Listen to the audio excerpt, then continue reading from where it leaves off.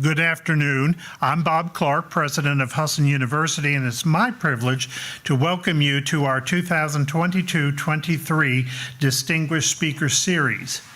What we've understood is this is a very complex business world that we're all operating in, and one of the opportunities we have in disseminating knowledge is to bring in expertise from outside of our academic environment to share their perspectives on what is transpiring in business, how some of those suggestions they might have in terms of success, and to facilitate the process. We basically, as the largest business college in the state of Maine, have been able to kind of have a series of specialists come in. And today, John Stiker is a expert, and we're, I want to make sure we get that on the equation right away. So This has been launched in collaboration, if you will, in conjunction with the opening of our Harold Alfont Hall as a place for understanding business and business applications. So John is currently the CEO of Stonewall Kitchen, LLC, headquartered in York, Maine. The Stonewall Kitchen brand began in 1991 as a line of jams, sauces, and other distinctive, high-quality products sold at local farmers markets. Today, Stonewall Kitchen is the premier specialty food and home goods platform in North America, having completed 7 acquisitions in the last 4 years. It is a true omni-channel business. The company boasts more than 8,500 wholesale accounts nationwide and internationally. It is has a thriving catalog and online division, 11 retail company stores from Connecticut to Maine, and 4 manufacturing facilities throughout New England. And as I shared with John just before, he's the first speaker that actually cost me money, because as I went on to their online site, I found lots of good options, and I'll just do that piece of advertising for them in advance, and you know. So John began his professional career by serving for 4 years as an officer in the U.S. Navy. Following his service, he started his civilian career as a brand manager for Procter & Gamble. He was then an executive with increasing levels of responsibility at Bumblebee Foods, helping to grow that company's from a $400 million revenue stream to over $1 billion. Subsequently, he served as the chief executive officer at Distant Lands Trading Company, a vertically integrated coffee company with farms and mills in Costa Rica and Colombia.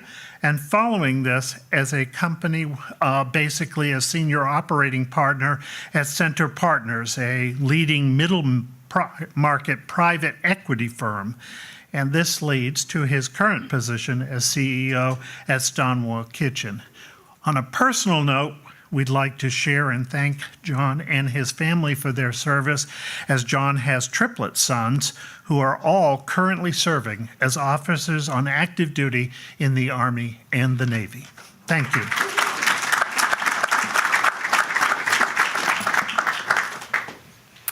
Well, hello. Hello. Thanks for having me. And I guess I probably should start out by saying, are there any fights at Army-Navy Day? Yes, in fact, it's a big weekend coming up. Big weekend coming up. A lot of betting going on within the family. Absolutely. Well, John, we really appreciate having you here, and I had that great opportunity to see the new College of Business building, so I appreciate you coming to see that as well. Spectacular. Yeah, so welcome to Husson. This is a great opportunity for us to have a discussion, and for the students and others in the audience to really learn from the trajectory you had, which includes a lot of food. So this could be a good appetizer wedding conversation for us. So I'd just be interested to kind of back up through that progression that President Clark just talked about. And you joined the Navy yourself, and then where did you make a decision to go into business, and what did that look like for you? I'll back up even farther. Oh, perfect. Because I moved around a lot as a kid, but my family ultimately settled in Maine. And so part of the reason I'm here is because I grew up in Maine. Yeah. And so my folks still live in Yarmouth. I have a couple brothers who live in Yarmouth. But when it came time to go to college, I had 3 older brothers who went to college before me. And when my turn came up, my parents were in that income bracket where they couldn't really afford to send a 4th kid to college, but they didn't qualify for financial aid either. And so I had to look for a scholarship to be able to go to college. And so I chose a Navy ROTC scholarship. And so that enabled me to go to school and then serve 4 years afterwards, which was fabulous. Just a terrific experience. But not an easy way to raise a family. Of my 4 years in the service, I spent probably 2.5 out at sea. And far away from home before you could do emails every day. So a lot of cell phones. No right? cell phones. A lot of letter writing. Letter writing and care packages. So I made the decision to exit the Navy, and I was fortunate that Procter & Gamble, which is a big consumer packaged goods company out of Cincinnati, actually does a fair amount of recruiting out of the military. Okay. And so I was able to secure an interview and took my then wife from San Diego to Cincinnati, which was a big move for her. She had lived in San Diego her whole life. Weather-wise, I'm guessing. Weather-wise, no ocean, Yes. a lot of things different about Cincinnati. It turned out to be a great experience. Procter & Gamble is just a fabulous company. What did you enter doing there? So Procter has a program they call brand management, which a lot of other companies would consider marketing, but at Procter they make it a bit more general management oriented. And so I worked on several different brands. You may know one was Aleve, the pain reliever. I'm well aware, yes. Are you? Yeah. That was a big success story. So P&G helped take that over the counter. It was a prescription drug previously. And so I worked on the team that took that over the counter. To get experiences outside your own, I worked on the Fix-It-Ent business, which is for denture adhesives. So, I don't know that. No, So if anybody wants to raise their hand on that. Nobody admits to knowing the Fix-It-Ent brand, but a lot of people buy it. And then I worked on the Crest business, Crest toothpaste and toothbrushes. So just really interesting experience across consumer goods. Had you had marketing experience prior to getting there to Absolutely do that? none. Absolutely none. So how did you make that work? Because I think that's a good picture for our students to kind of understand that transition. So fortunately for me, P&G is a big believer in teaching that to their new hires because they hire a lot of folks like me either out of the military or out of MBA programs or out of undergrad programs, and even those who have studied marketing. Which I did not. I was a French literature major. That's super and practical. You're using that today? Oh, all the time. But P&G has their own way of doing things, and so their feeling is if you can come into the organization with a good work ethic, smart, hard worker, they'll teach you marketing, which they did. And so I found that the military prepared me just in terms of organization and attitude and work ethic. And so by the time I arrived, I didn't know anything about marketing, but you learn on the job. Sure, yeah. And open-minded to that. Absolutely. And did you bring leadership skills from the military into that? That was probably the biggest single differentiator. And part of the reason Procter does hire from the military is I came in at age, at that point, 25, and relative to my counterparts in my peer group, I just had more experience managing people in real world situations. The day I reported to the ship, I graduated from college June 6th. I reported to my ship June 12th and had a division of 40 people. And I had no idea what I was doing, none. and you learn by doing. Absolutely. Well, we certainly are a big believer in experiential learning at Husson University, as you just saw with the College of Business building. At some point, you made a transition from Procter & Gamble to a different line. To a different life. So in 1995, while working at P&G, my wife and I had triplets, as President Clark mentioned. That is not something I'd recommend. I wouldn't trade it, but it is not an easy thing to do. And so if you recall, my family was in Maine and my wife's family was in San Diego, and we were in Cincinnati, which was a very tough place to be.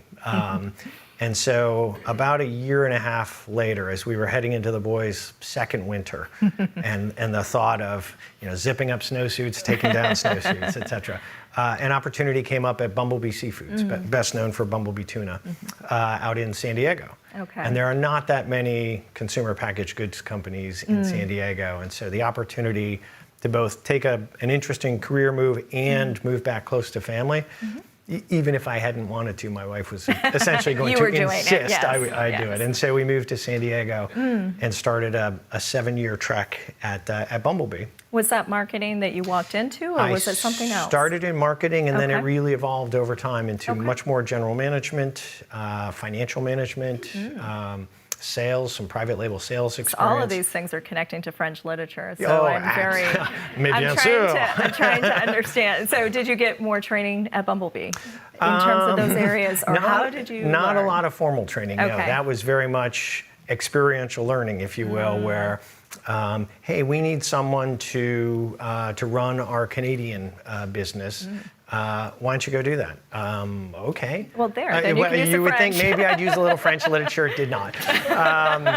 But you simply learn by doing. And if there was one thing that I learned in the Navy, a lot of people think the military operates on a hierarchical system where officers tell enlisted what to go do and they just go do it.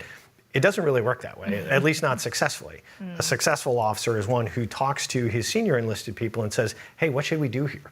Because the officer doesn't really know, but the senior enlisted all know exactly what's supposed to happen. And so the officer listens, takes advice from a couple people and makes a decision and goes. And that's, as long as you can learn from the people you're working with who almost invariably know more than you do, that proved to be a very successful habit through the rest of my life. It's a great lesson because surround yourself with great people, and then you have a wonderful team as a result. So I love that theory. Yeah, and acknowledge that you don't know everything. I mean, the person who comes in thinking he or she has all the answers is absolutely going to fail. 100%. Yeah. And so Bumblebee was about 7 years, and Bumblebee was 7 years. Although we used to measure our tenure not by how many years you worked there, but by how many ownership changes you went through. And so we went through 6 ownership changes in the 7 years that I was there. Wow. The last 2 of which, though, I was able to participate in. And so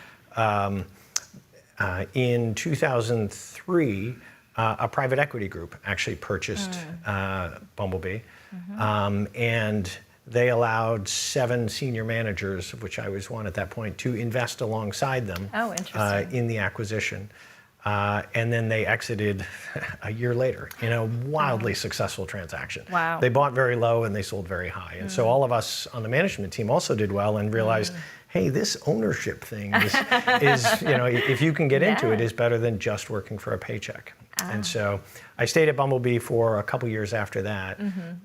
But then the private equity group called Center Partners had purchased another company, a vertically integrated coffee company, and called and asked if I'd be interested in being CEO of that.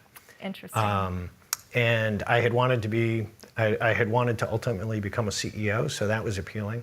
And I love coffee, right? So that's easy sell. That's an easy sell, and the vertical integration aspect was fascinating. So can you talk a little bit more about what that means? Sure. I would say 99% of coffee companies in America purchase their coffee from brokers, and the brokers in turn purchase them from mills, who in turn purchase them from farmers. And so there's just a long value chain. And this company was very different in that we owned our own mills and farms in Colombia and Costa Rica. And that was unique in the industry, very appealing to customers, and allowed us to control the quality ourselves. And travel to those places. And travel a lot to Costa Rica and Colombia, which was also in itself fascinating. Absolutely. So a very different business model. You wouldn't necessarily have heard of the company. It was called Distant Lands. But you would probably have had the coffee because all of the coffee at Panera, at Au Bon Pain, all of the private label coffee at Safeway, which up here is, what's the Safeway Alberts? Shaw's. Shaw's is all supplied by this business. Were they in San Diego as well? So the one catch is they were located in Tyler, Texas. Mwah, mwah. So I give my wife credit. She was at least willing to come out and do some house hunting. But no joke, when we looked at Stonewall Jackson Elementary School and Robert E. Lee High School, she was like, that's it, I'm not doing that. I'm not doing that. And I was like, all right, it's hard to blame you. So I commuted for that, which there's another life lesson in that. But it was immensely rewarding in many ways, but very grinding in other ways. And so at the end of 2006, we acquired another coffee company based up in Seattle, which also had a CEO. And the plan was clearly to combine them. And so I suggested to the private equity group, hey, he's a perfectly capable CEO, put him in charge, and I'll come work for you as an operating partner, helping you evaluate other food and beverage and consumer packaged goods opportunities. I said, I like being a CEO, but I'm not doing this commuting thing for much longer. That's tough. When the boys graduate from high school, I'm happy to look at it again. What did you like about being a CEO? I love the ability to set a strategy and sort of work it all the way through, to execute it and see how it comes to fruition. I like setting a vision for the organization. I like inspiring people and watching them succeed. That's probably the single most rewarding part of my job, is helping others to grow and get excited and try new things. If we just did the same things day in, day out at Stonewall Kitchen, I think, like any job, it could become boring. But boy, every day and every year is different. And that's part of what I try to foster. Have you set a vision that has not come to fruition, and you look back at it saying, maybe that was the right thing that it didn't happen? Well, it's interesting. I don't think I was terribly successful as a CEO at Distant Lands. My first shot at being CEO, I'd give myself a D. Okay. All right. And are you a tough grader, or is this no? honest? I essentially got fired. Right. No, I'm kidding. This is all disclosure. Nobody's going to report this afterwards. I wasn't terribly successful, and the reason was, and kind of the lesson I took away from it, it was an unusual structure where it was a company that had been founded by sort of a genius, a luminary within the specialty coffee industry. And when he sold it, he retained an ownership interest. The private equity firm was the majority owner, but he retained an ownership interest, and he kept his position as chairman of the board. And he was impossible to work for, and I did not do enough due diligence on that. And he just wouldn't let go. Yes. And that becomes very tough after a while if you want to take an organization a certain way, and someone is sort of hanging on wanting to do it the way it's always been done. And I view that as shame on me, because A, I should have done more diligence, but B, I ultimately learned the lesson about managing up. I was actually going to ask that. You were reading my mind. Yeah. What was that lesson? How to manage up, because ultimately he was a minority owner, the private equity group was the majority owner, and so ultimately the partner at the private equity group was the decision maker. Sure. And I didn't leverage that relationship as much as I should have. I allowed the chairman to sort of own that relationship, and as a result, it worked poorly against me. So I grounded out. The other lesson that I took away from that, and I will use the safe for work version of it, is never work for jerks. I don't phrase it quite like that all the time, but life is just too short to work for. I'm glad you said it. They know that I wouldn't use the right word. So. Life's just too short to work for jerks, and so I would just never do that again. And so when you looked for the next time, when you went to the equity firm, did you already knew what you were walking into to work with them? Yeah. So at that point, I had been working with them for 3 years. It was an opportunity to sort of work from home before that was a thing. So this was 2006. Yeah, and I was working from our home in San Diego 2 or 3 days a week. And then they had an LA office where I would go 2 or 3 days a week or be on the road. And so that was tremendous. I mean, from a work-life balance standpoint, those are the years my kids went through middle school and high school. And so I was able to, just be there, which was great. So leaving that and somehow ending up with Stonewall. So interesting confluence of events that worked out perfectly for me. So in 2014, all 3 of the boys graduated from high school. And all, well, that's good. They all did it at the same time. Right? Thank goodness, all on that same track. And all 3 chose to attend college on the East Coast. Oh, interesting. At the same time, was that to get away from the family, or was it? There was something to it. Okay. There really was. Not so much the family, but sort of Southern California, to just experience something different. USC, for example, was a school that was in their radar, and they thought, boy, that's just a lot like the high school that we're currently at. And so coming to the East Coast was very different for them.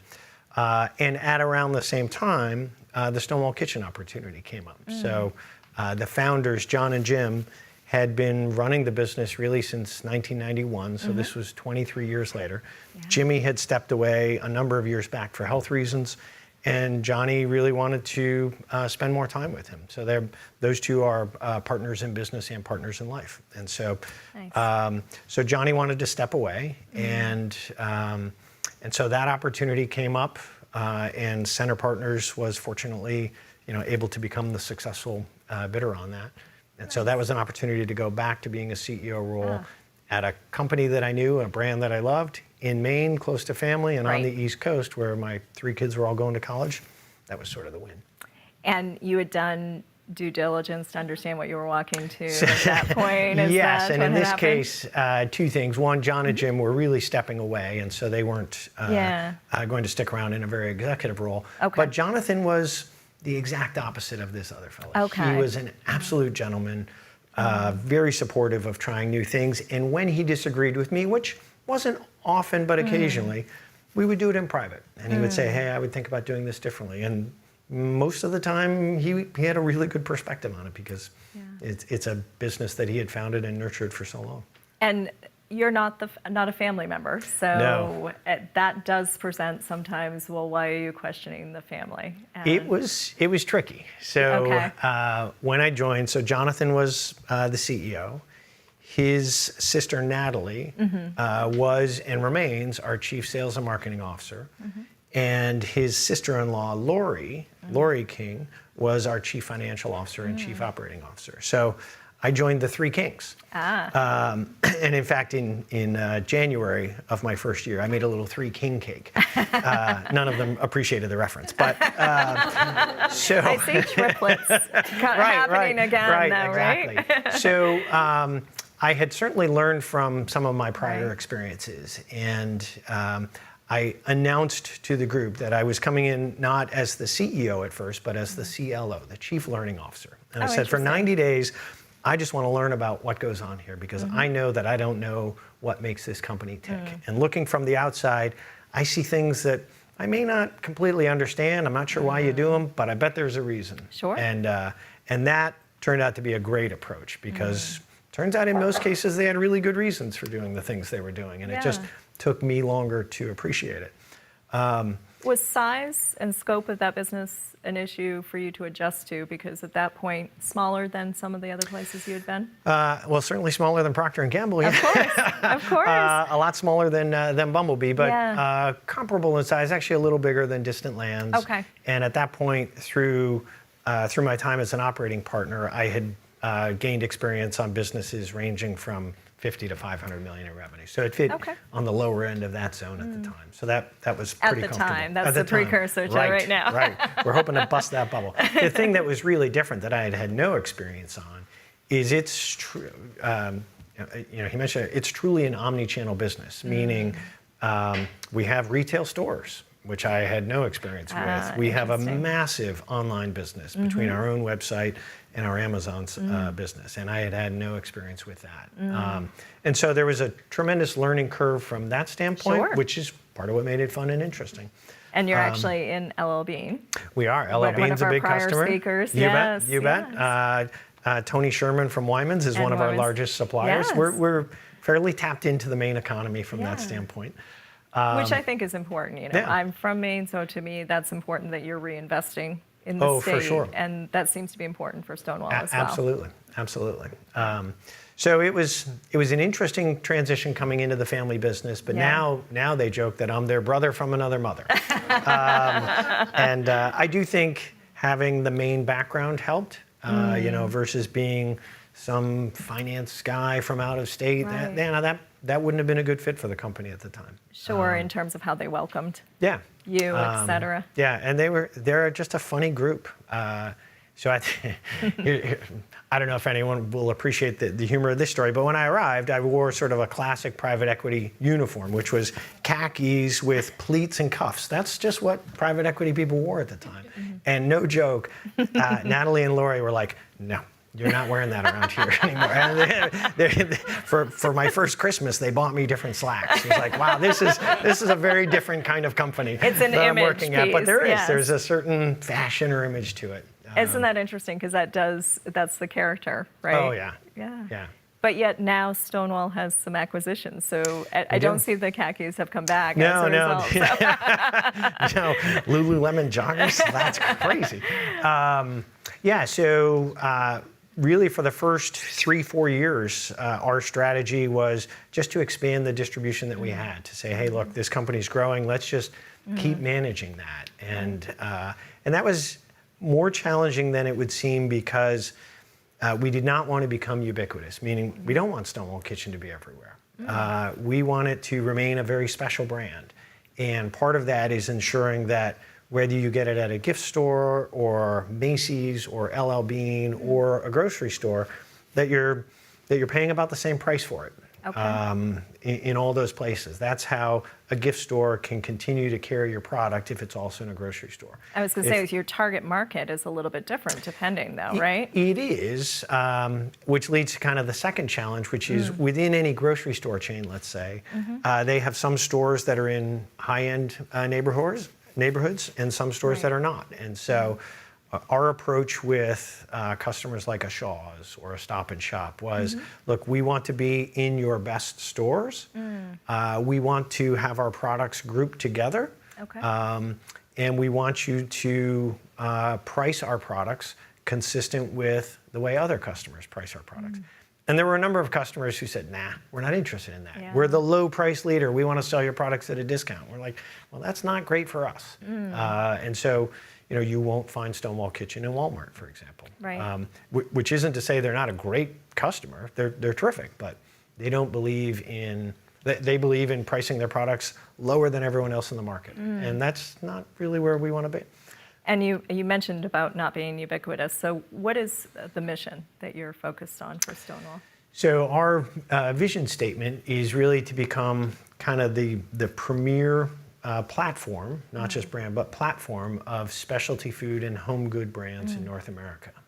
And so what we've been trying to do with our acquisition strategy is really to bring together like-minded, high-quality brands in complementary categories, where we can take sort of our back-end office, our sales and marketing expertise, our new product expertise, our distribution capabilities, and help grow those businesses. But ideally, brands that also bring something to the table that help grow the rest of our businesses, whether that's another channel that we may not be selling in or new technology that they're using that we aren't currently using.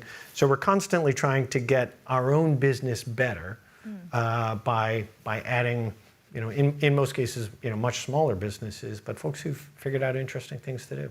What are some of those types of products that have been added to your line? Because, of course, I'm a big fan of the gingerbread waffle mix and those types of things that I know, but can you kind of fill us in on how that's worked? So if you think about it, for the first 25 years, really starting with John and Jim, whenever there was a new category that Stonewall Kitchen wanted to get into, we either figured out how to make those products ourselves, or we found co-packers, other manufacturers, to make them under the Stonewall Kitchen brand. And so for the first 25 years, the Stonewall Kitchen brand entered 20 different categories, jams, jellies, mustards, aiolis, pancake mixes, waffle mixes, crackers, you name it. I mean, Stonewall Kitchen was in it, which is part of what makes the brand so interesting. Absolutely. And certainly unique. But starting around 2017, as a management team, we said, we're of a scale now where we could get into other categories, not just on our own, but by acquiring small like-minded brands and helping them grow. And so the first one we acquired was a brand called Tillin Farms, which is a brand of pickled vegetables and cocktail cherries. Perfect. Right? Well, it's funny you should mention it. Our best-selling product today, company-wide, is a Tillin Farms item called Bada Bing Cherries. Because it turns along with the whiskey that goes. Well, it turns out America drank her way through the pandemic, and bourbon drinks became exceedingly popular, and so people have been putting cherries in their drinks, and here we make this, just absolutely fabulous Bing Cherry product called Bada Bing Cherries. That's awesome. Lots of old fashions going on. Yeah, but good example of complementary categories that we weren't in. We then launched olives and drink mixers and a number of other charcuterie type products. But they also brought something to the table for us, which amusingly was the liquor channel. Yeah. So we, Stonewall Kitchen, didn't do much business in the liquor channel. Right. Tillin Farms did. And so with Tillin Farms, we were able to go to customers like Total Wine and ABC Liquors and get Stonewall Kitchen items in the door. Without getting a license to sell per se for yourself, right? So you're not pursuing that side of things? We're not selling, I should say, we're not selling alcoholic beverages, but we put alcohol in as many products as we possibly can. It burns off in the cooking process, I'll just say that. It's just interesting to think about growing a business from existing business. Yeah. And versus creating your own Yep. pathway. And so that's something that seems to have been part of your history is with the acquisition Yeah. piece. And I'm not sure that that's always how we think about business. Yeah, you don't always have to reinvent the wheel. Yeah. And Oh, so that's great. this concept for us has really been working. Tillman Farms was our first one. We've done 6 more since. One of the more interesting ones, as it relates to the state of Maine, is Village Candle, which is a candle business based up in Wells, Maine, and was really somewhat controversial for us because Okay. we're mostly a food company. Right, right. And so, under our first private equity group, the Village Candle opportunity came up, and they were gun shy. They said, "No, you're a food company. That's not what we want to be." And so they passed. They subsequently sold to our second private equity group, and the second private equity group had a different mindset, which was, "Look, if you guys think it's a good idea, we think it's a good idea. Go do it." Interesting. And so we closed that acquisition in February of 2020, and the pandemic hit a month later. So great lead into, you had people that were working in this business that you just acquired. Yeah, And you didn't really know the business at that point, I'm guessing. So not so well.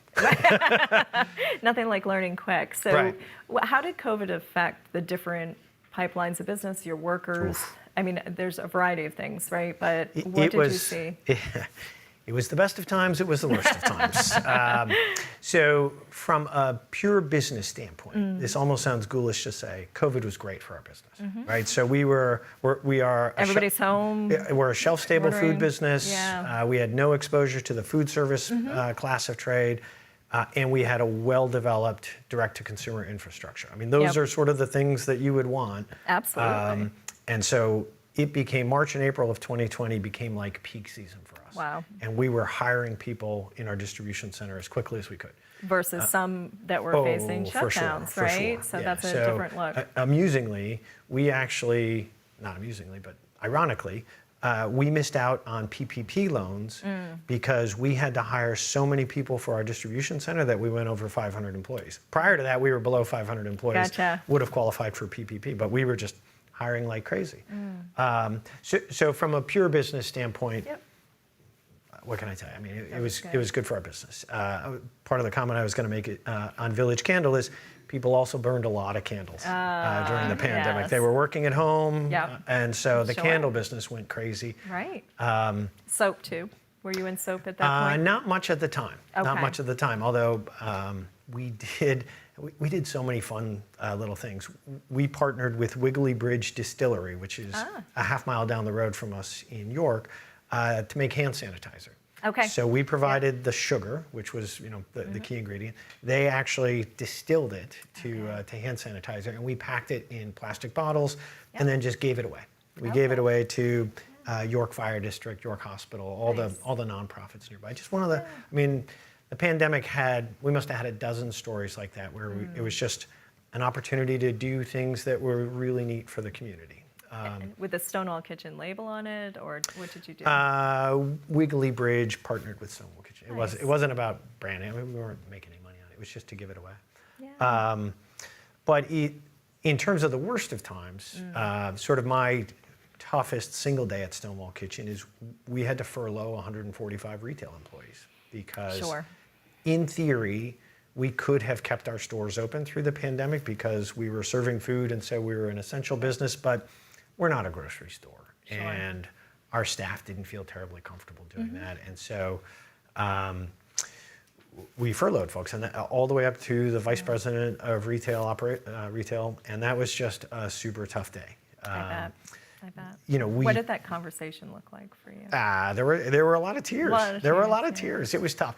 I mean, that said, we worked really hard to make that as short and as painless as possible. So we went excessively generous on the amount of time off that we Sure. allowed folks to take and granted them some additional time off.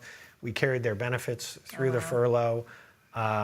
We kept them in the stores for as long as possible before the shutdown, and we brought them back as early as possible. Meaning, How long was that about? it ended up only being 6 weeks. Oh, okay. Okay. And in the last 2 weeks before the final furlough, we weren't doing much business in the stores. And in the first 2 weeks, we weren't doing much business. Yeah. But that wasn't the point for us. It was really to kind of keep it going.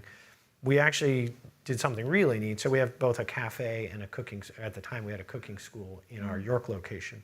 We kept those folks on through the entire pandemic and said, look, just instead of making meals for customers, just make meals and we're going to give them away to the community.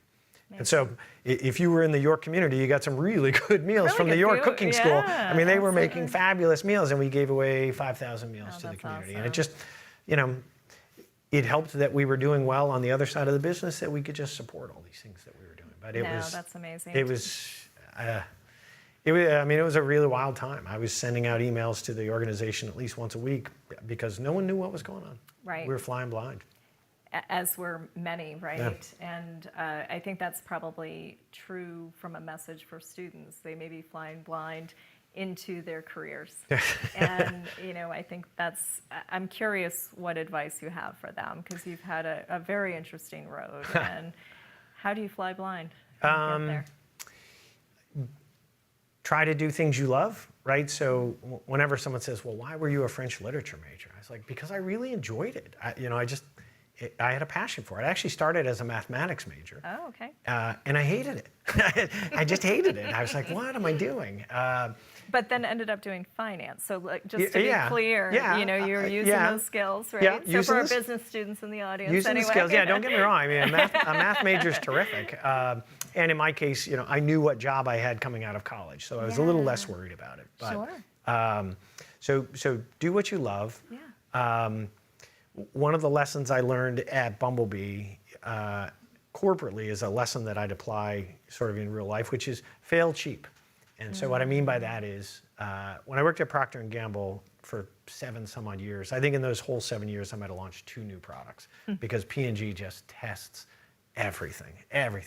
At Bumblebee, I launched more new products in the first 6 months that I was there than I had in my entire 7 years at P&G, because it's like, well, what's the downside? If it doesn't work out, it doesn't work out. You know, You piloted a lot of things. yeah, we then, didn't spend a lot of money to develop them or launch them, and if they didn't work, on to the next thing. And so that concept of, you know, test and learn, try and fail, don't be afraid to fail, as long as you're not, you know, just getting crushed by it. Right. That applies as well. And then I would say, you know, volunteer for things, and I'm a big proponent of job hop within your employer versus across employers. So we have a number of folks, really even on our executive team, who started at Stonewall Kitchen in very different departments and divisions than what they're in now. But we post every job opening that comes up. We much prefer to hire and promote internally versus externally. And so we have folks who've just been willing to try different things, from sales to the distribution center to DC, back to sales. And they're just so much more well-rounded as a person and understand the business much more. Right. And can contribute much more versus someone who's, you know, when I see resumes where someone has been at a different company every 12 months, I think to myself, well, 12 months from now, they're on to the next thing. And Sure. that's not as interesting to me. And I think that's an important piece, that you do want to try things. But I love the fact that you had opportunities at companies that allowed you to learn Yeah. in the process too. So looking for that might be an important piece For sure. them too.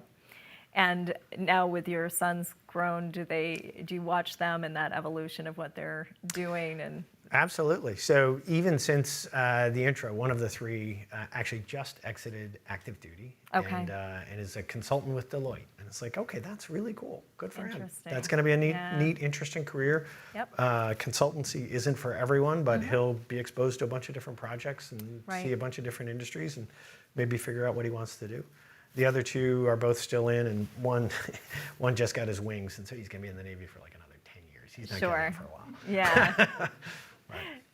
For you, did you see yourself as a CEO back when you were in the Navy?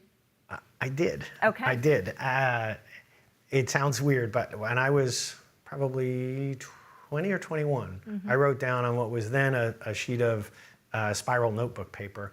I made a column on the left of my ages from 21 up through 55, and then I just wrote in various milestones. And it was sort of a dream. Right. At that point, you're 20, 21. But interestingly, a lot of them came true, not always on the timing that I thought. For example, I'd written down, have your first child, have your second child, have your third child.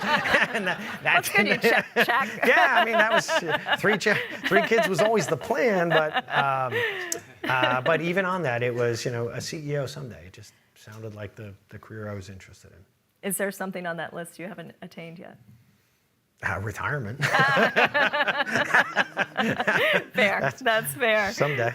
Someday, Yeah. right? And for you with Stonewall, when you're looking at it now, you mentioned something about looking at new technologies. Is that something that is of interest in terms of sales, or is it more about how you operate? It's both. So our technology tends to be focused in two areas. One is our website, right? So how we interact with our guests, and making that better and better. And so that can include things that seem fairly pedestrian, perhaps, but that can be big, like a loyalty program, like a subscription program, so that you can get coffee once a month on a regular basis, which sounds easy, but is a little more challenging than it might seem, largely due to credit cards and PCI compliance issues.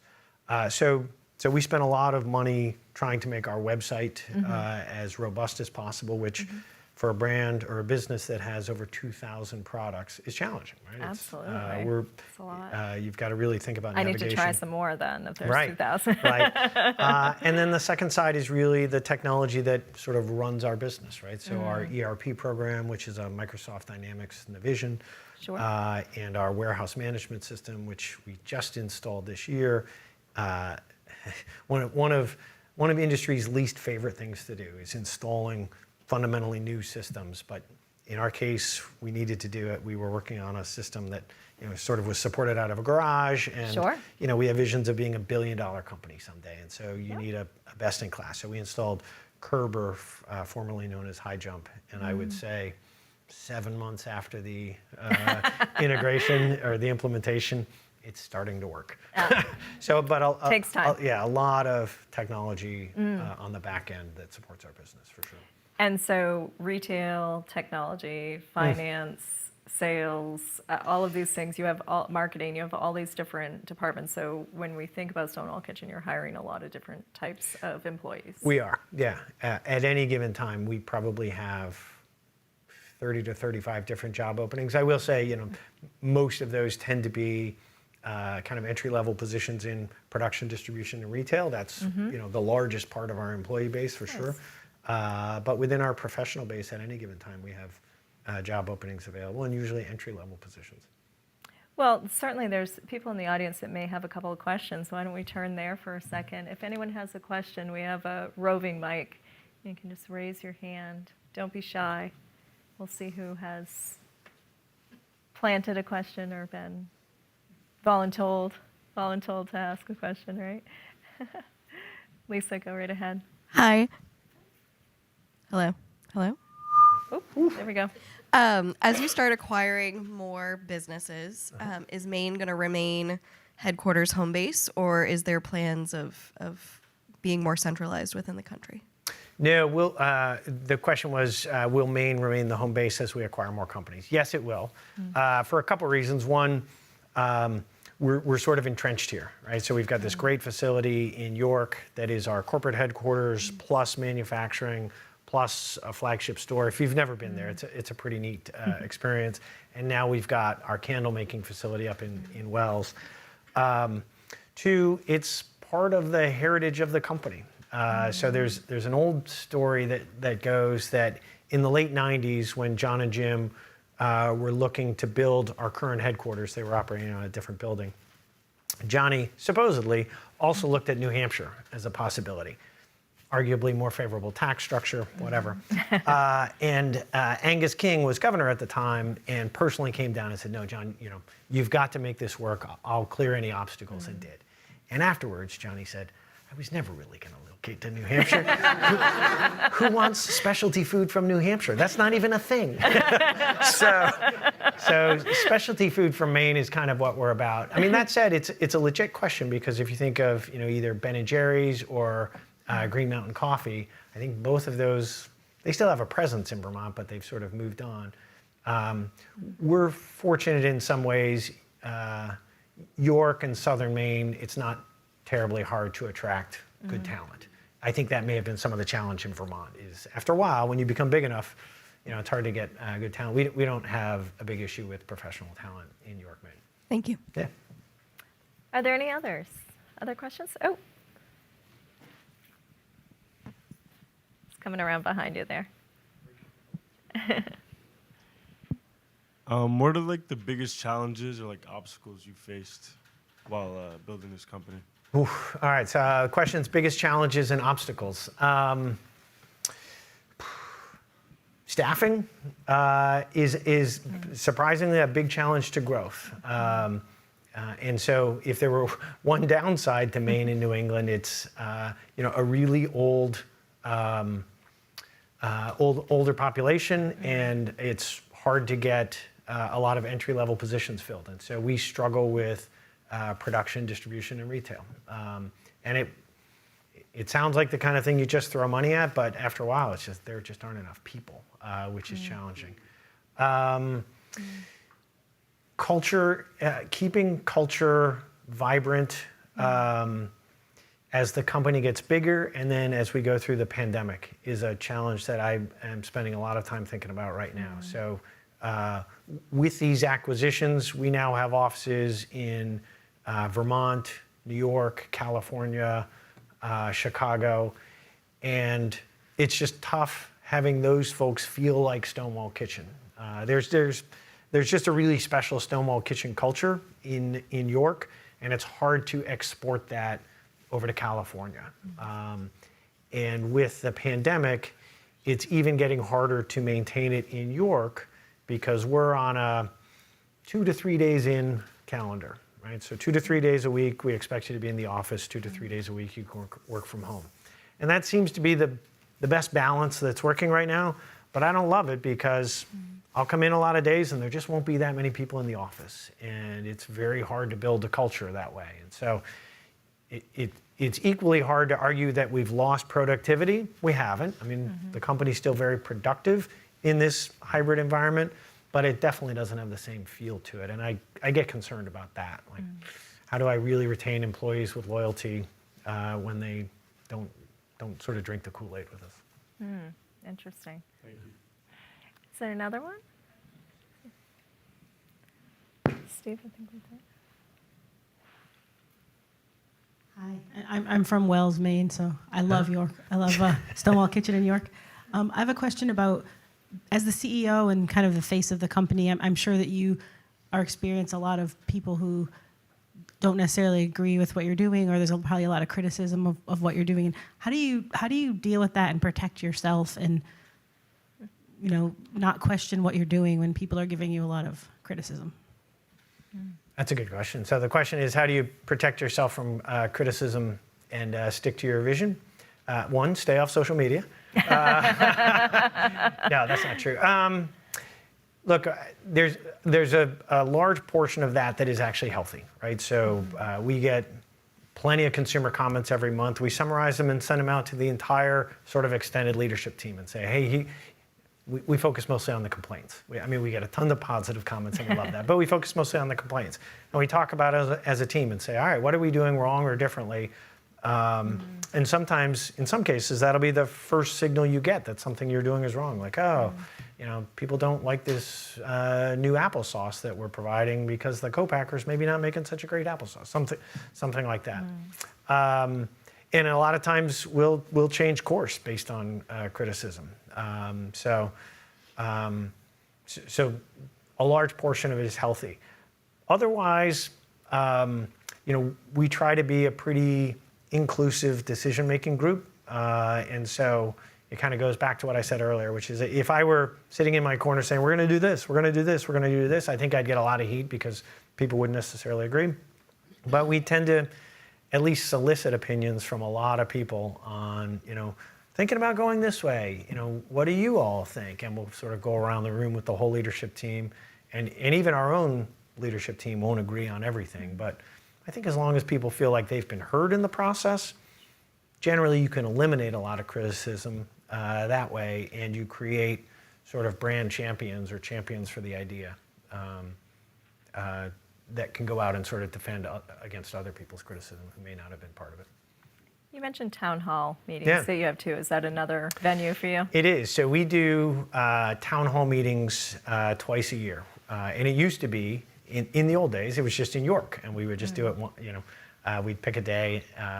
Now we're big enough that we do one in York, one in Wells, and one in Dover, which is Dover, New Hampshire, which is our distribution facility. And we'll fill a room up with 150 people. And it's an opportunity both for kind of the leadership team to share with the broader company what's going on, which I think a lot of our employees find interesting. Like, oh gosh, I work in marketing. I never knew that distribution was doing this, or manufacturing was doing that. But it's also an opportunity for employees to ask questions. And sometimes, I do a fair number of presentations, and there are a lot of presentations where no one asks questions afterwards. And you're just like, well, that's too bad. But sometimes you get really tough ones. And so we just did one in York, and I had an employee who I know pretty well say, hey, with inflation being as high as it is, are you thinking about that as you think about merit raises for next year? And I'm like, oh, geez, man, you're asking me that in front of 150 people? Ouch. We're hoping we can do merit raises next year. It's a tough economy. So those are the best kind of experiences, when you can have sort of open, honest dialogue with your employees, and sometimes you'll take heat for it, but most of the time I think they appreciate what you're trying to do. I think I had seen Jack, you had your hand up over here. You can put your hand back up again so we can see. Right up here, Steve.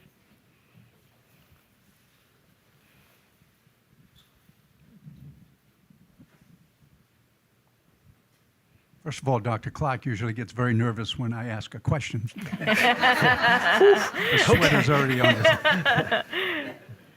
Two-part question. Can you tell us about some of your hobbies? The second part of the question is, I need to get my son-in-law a Christmas gift, and that shirt is wild. All right. You can see why I think. Yeah. Huh. Wow. Okay. Two-part question. First part, hobbies.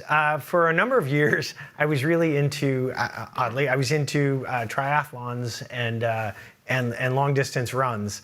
And funny experience, Newburyport, Mass. has a 10-mile run as part of their, what's it called, like Pilgrim's Week or something.